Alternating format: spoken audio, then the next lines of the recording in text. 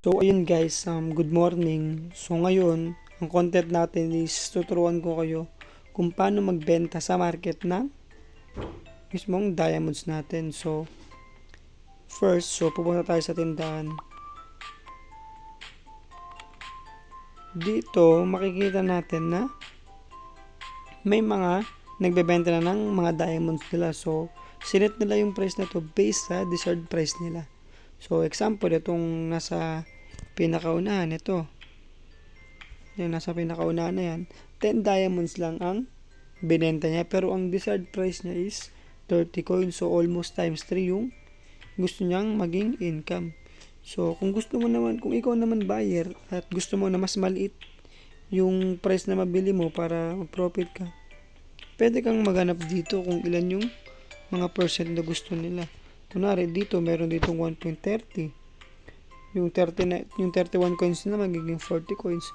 So, depende na sa yan kung bibilin mo or kung gaano mo kakailangan yung diamond. So, yun.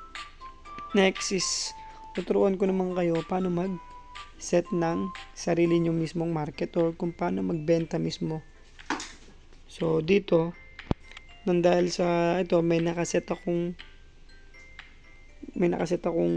binenta na diamonds pero di pa siya nabibenta. So, ika-cancel ko muna siya para tuturuan ko kayo ng step by step talaga. So, dito, sa pangalawang column pa rin siya, sa ganito pa rin. Tapos, punta tayo dito sa listahan para sa pagbebenta. So, ito. Hindi siya pwedeng may butal dun sa diamonds na ibebenta mo. Kunwari, sa akin, meron akong 53. So, 53 diamonds lang ang pwede kong ibenta. So, yung exceeding na 53.3, 53.5, hindi siya pwede kasi hindi nga siya pwede nang may butal sa show. Siset ko lang siya ng 53.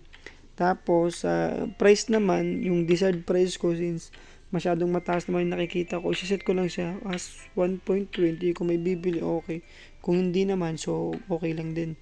So, ito, yung 53 diamonds natin, pwede natin siyang mabenta ng 63.60 na coins. So, ang difference or magiging profit mo, so almost 106 pesos din since per coins nga is 10k nga ang value niya.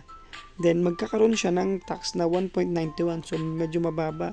So, imbis na malugi ka dun sa tax, pag nag-convert ka mismo sa kung saan mismo tayo nag-convert dito, pag nagbenta ka sa market, is hindi ka na mismo mababawasan ng tax. Pero, tumubo ka pa.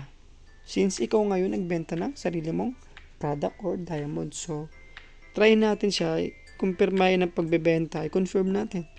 So, ayun na. Dito, makikita yung mga nabenta ko ng diamonds.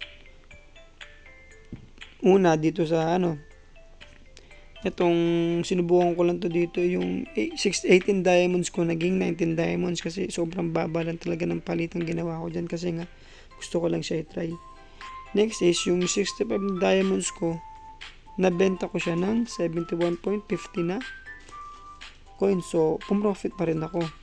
So, next ko, dito naman sa pangatlo, yun, yung 24 diamonds ko, nabenta ko ng 31 diamonds. Pero itong order natin ngayon, medyo malaki siya. So, hopefully, sana, paggising natin is mabenta na mismo siya para mag-profit or gawa naman tayo ng video for withdrawals. So, yun lang naman ang takbo ng flow ng game na to guys. So, ito, pwede rin pala akong bumili. Kanina bumili ako, sinubukan ko lang din. So, yung 42 na diamonds, binili ko siya ng 46.20. So, lugi ako. Pero yung iba kasi, kaya nagtitake ng risk dito. Kasi, binibenta nila or nag-i-invest sila dito sa Barony or BC coins na tinatawag. Kasi, yung value nga nito is pataas ng pataas since crypto siya. So, di natin alam kung gaano kalikot yung market nito. Kaya, medyo risky rin talaga siya. So, yun lang guys. Kung gusto nyong mag-try ng game na to or kung gusto nyong maglaro, feel free to message me or join lang mismo kayo dyan sa group ko sa comment section pati sa description. Andyan lahat ng links sa laro, pag-register, pag-download, pag-contact sa akin at pag-join sa group ko para doon rin tayo magkaroon ng discussion sa group ko at mag-guide ko rin kayo ng maayos. So, yun lang guys. Kung meron pa kayong tanong, doon na lang tayo magkita sa menu or sa group ko mismo. Hanggang sa muli.